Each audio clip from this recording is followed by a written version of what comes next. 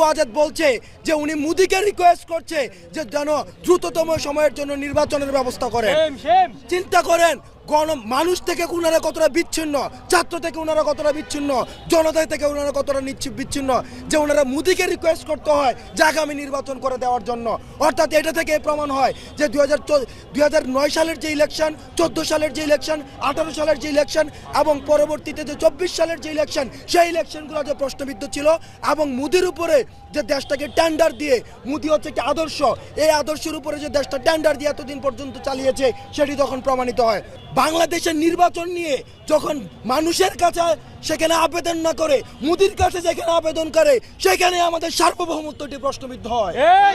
সুতরাং আমরা স্পষ্ট করে দিতে চাই, এই যে ইউএসএতে বসে আপনি দেশের বিষয়ে সিদ্ধান্ত নেওয়ার আপনার কোনো ধরনের অধিকার নাই। আপনাদের নৌকা অনেক আগে ফুটা হয়ে গিয়েছে। আপনাদের বৈঠা দিয়ে